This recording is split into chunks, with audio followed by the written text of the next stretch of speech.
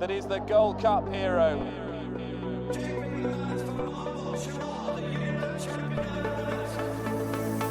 Two of the most admirable chasers you could possibly wish to see. Relentless, remorseless, and pounding Cordon Star into submission.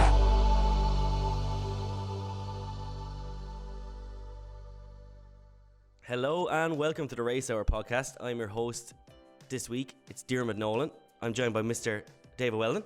How are you, Dermot? You well? All good. And I'm joined by Paddy Aspell. How are we doing, boys? All good, Paddy. So, of course, this is the Racehour podcast in association with bookmakers.co.uk. We're here in the towers of bookmakers.co.uk, and you are unfortunately stuck with me as your host this week because old man Dean Ryan's after pulling his back, so he's at home this week, and unfortunately we couldn't get him due to some technical issues over the phone. So we've had to leave him go this week, but I am joined by the very able duo of Dave and Paddy. We are now going to move on now to the Shetland Festival Ante-Post special. This week we will take a look at the Champion Chase and the Ryanair Chase because again they are kind of intrinsically linked with who runs where. We've already kind of discussed this, but Dave, in just one quick sentence, the ground is good to soft. Ryanair or Champion Chase for David Weldon. I think they'll end up going Ryanair, but personally I would love to see them go Champion Chase. Champion Chase. And Paddy? Yeah, I'd be going Champion Chase route. I just think everything is clicking quite nicely at the minute. He's having a great season, and I just thought, like you said, that option can be always there. He's only 7-year-old. That option can be there next year. So for me, I'd be sticking to the minimum for now. Absolutely perfect. So, Dave, looking at the odds, this looks like an absolutely cracking field. I can't get over how strong this field could well be. Champion Chase, who's your bet? At the moment, it'd be Deffy. I can't see him being beaten if he lines up. 2-1 is more than fair. Hopefully, people are on at a bigger price than that because he's kind of been. It's always been thought of that he will eventually just step up and trip and go the Ryanair route. So his price has been slow to contract. And he's only just gone favourite after the weekend. So yeah, 2-1 for Deffy for me, and then I'd have a saver on Celius Emery, with a view to him probably hacking up in the Dublin Racing Festival, the Dublin Chase, beating Chacun Pour Soi, and he's about 10-1 at the moment. So if he wins or goes second on that, all roads will lead to Cheltenham. But I would just say that he's been a horse that has shown form and then had injuries and stuff like that because he is very lightly raced and has been hard to train for an 8-year-old. So I'd be looking for non-runner bet on Celius Emery. Celius Emery still kind of pisses me off because my thought is always how far would he have won that Arkle last year, you know, and he hammered all those horses basically in the Agoran Park. So Paddy, there's a gun put to your head, Paddy. Who's your bet for the Champion Chase? Very hard to be against Deffy, who just really knows his way around there. And like I said, that turn of foot can get any jockey out of trouble, and he's used that to effect more than once this season. But it's a red hot race. But I say he's having a serious season. Very difficult to be against him. Massively good course record, and I say he knows every blade of grass around there now. To say he is only 7, and I think he'll be on the scene for a good while yet. Yeah, absolutely. I'm kind of got a different tack. I think just the way the Chacun Pour Soi put David Weldon away last year at Punchestown, that question obviously still isn't answered because Deffy had taken in Cheltenham whilst Chacun Pour Soi was relatively fresh. But the way that Chacun did it that day, I'm completely willing to forgive Christmas. He won't be the first or last of the Willie Mullins horses who's flopped in that race, and where Min was beaten by Simply Ned before in that race. So I completely forgive him, but Dave is bang on the money. Whoever emerges victorious in that Dublin Chase, I think, will take an absolute chunk out of this market. The one horse, lads, that we haven't mentioned, surprisingly enough, is Altior. Arguably, Altior is a big price now. He is, but like if you put Deffy in the race last year, I think Deffy would have beaten Altior. Altior goes, he doesn't really quicken. Like Dean would say, he goes into turbo mode after the last and pulls away, but he kind of just stays on just a little bit faster. I think Deffy is a better turn of foot, and Deffy would go past Altior. And to add to that, they've been training Altior. Well, I don't know, Paddy probably be able to tell you more about how they train, if they train a horse to step up and trip going forward, but He only ran once over 2.5 miles, and he was his heart looked a bit broken by Surname that day. The two of them killed each other. Yeah, because like they haven't come out since. But properly. Surname came out in King George and was ran terrible. well up there. Yeah. And has had a good record around Kempton as well. And we haven't seen Altior and the whole furore we won't get into with Unibet and whatever. We've done that enough. So I need to see Altior run. I need to see him not progress, but to at least show some level of form going into a champion chase, especially a hot champion chase like this. Like, he's not going to get, like last year he beat Littlelog and So Royale by a couple of lengths. And he's not the kind of horse, of course. He's not the kind of horse that's going to be able to do this in this kind of race, like, you know. So I'd be very worried that Altior mightn't even place in a race as hot as this. I'd see. I still think that he still carries in, even from beating Min that year. I still think he's carrying in the strongest piece of form into this race. I love Defi Desai, but Defi Desai, Paddy, has beaten on a 12-year-old on the Sow now over 2 miles, and as you watched that day and at the races, they really were very critical of the pace in that race as well. So there is a fear here, Paddy, for backers of Defi Desai, that Altior is really being overlooked, isn't he? Yeah, I don't honestly know. I mean, because we've had all this nonsense about, you know, he's missed other engagements, about other bits and pieces of problems. I think he had such a hard race against Surname that day. You know, we mentioned it before. Nico got down off him straight away. The horse was physically exhausted. Now, I know they've never really cribbed about that, but it's been, you know, that issue with his withers and whatnot about missing other races. But he had a very, very hard race.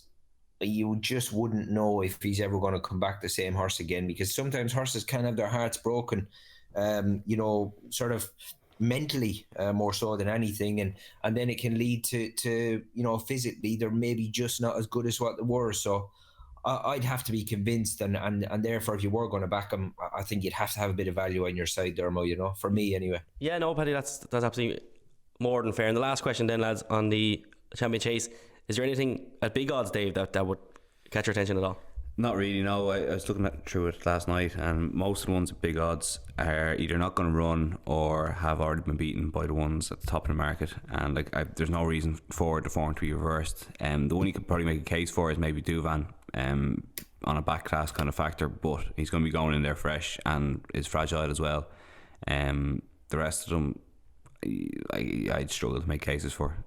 Yeah, no, that is fair, and possibly we're just being a bit greedy, because if the first 5 or 6 turn up, man, how many more do you want? If the first 5 or 6 turn up in that market there, lads, we're looking at one of the best champion chases of all time. And then a race, Paddy, that's kind of intrinsically linked with it is the Ryanair, because you might have a few horses maybe scared of the top 3 that might go here. Ante-Post is the favourite, but that obviously will be linked in with a non-runner no bet basis. And then Min, who is my idea of an absolute whopping bet at 6-1. I think Min is just absolutely born for this race. So Paddy, who would you fancy in the Ryanair? Yeah, it's interesting, isn't it? Because these races are sort of going to sort each other out, aren't they, as to who goes where and who's going to get scared off of the Queen Mother. But Min, I mean, look, he's 9-year-old now, but he looks as good as ever, doesn't he? You really couldn't crib him one bit, and he is value. He's round about 4-1 there, was he? He's 4-1 now, running no bet, Paddy, and then he's 6-1 elsewhere. Yeah, no, he certainly couldn't knock that's for sure. You know, great bit of training by Willie Mullins to keep the wheels on this chap, and like I say, have him looking ability wise as good as ever at 9-year-old. He's had a pretty good year so far. How about Ante-Post? Which way do you think he's going to go? Ante-Post, I think with the history Henry de Bromhead has in the race, I think he loves the champion chase. Now, he has won the Ryanair as well with Balco de Flow, obviously. So I don't think these people are stupid either. I think the owners will just want to win. Again, we spoke about this with Envoy Allen before. These owners haven't tasted victory bar in that champion bumper at the Cheltenham Festival, I don't believe. So he could end up here, but I just think with the way that he's been running all season, if he was to run well in that Dublin Chase again over 2 miles, and if he was to even hold off Chacun Pour Soi again, you kind of couldn't see him come here then, Paddy, could you? Yeah, no, I agree. I mean, he has been well backed, doesn't he? But just be interesting to see which route to go. But yeah, this is red hot. I mean, even old Frodon, I mean, he's only 8-year-old, but right back to his best the last day at Kempton when, you know, they've apparently sorted out some very, very serious ulcer issues he had. So, I mean, because prior to that, he'd been very underwhelming in both his runs, but he'd obviously been suffering quite badly. But although getting an excellent ride off Bryony the other day, I thought he looked right back to his tough front running best. But yeah, cracking contest for sure. Absolutely perfect. And Dave? Yeah, it's really competitive. Like, there's a lot more depth in this. Like, you have the top 5 in the Queen Mother, but there's a lot more depth in this. Like, you go down to the likes of Kalashnikov, who is a good horse and acts around Cheltenham. We've seen that in the past. And he's 25 to 1. You've Balco the Flow, former winner. Now he's probably gone at the game. Is 33 to 1. And Comedium, who won a massive entry handicap last year, and ran reasonably well in a 2-mile race over Christmas behind Aplutard. He's 33 to 1. So there's a lot of depth in it. Like, the one I like at an each way price, I don't know if he's going to run the race and he'd have questions to answer after his run at Cheltenham last year, is Real Steel. He won really well, beating Footpad on Sunday at Thurles.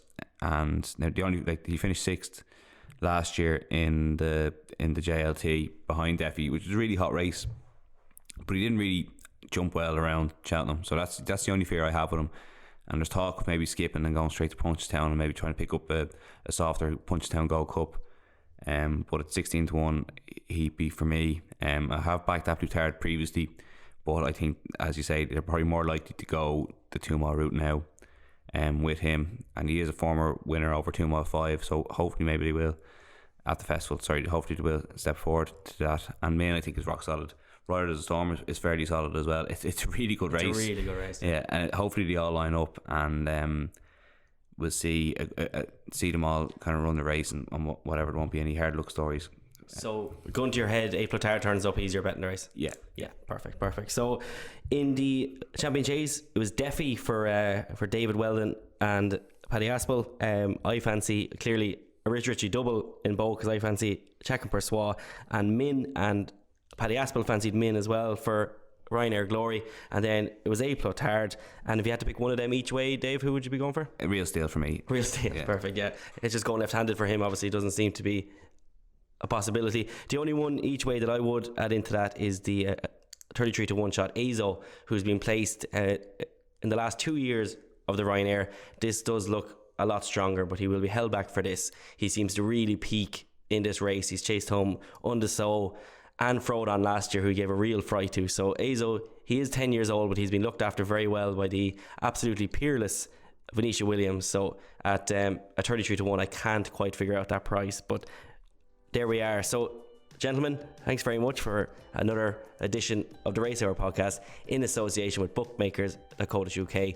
We all wish Mr. Dean Ryan the best of luck in his recovery, and hopefully we'll see him next week. You've been listening to The Race Hour, brought to you by bookmakers.co.uk, your best bet for tips, news and bookmaker reviews.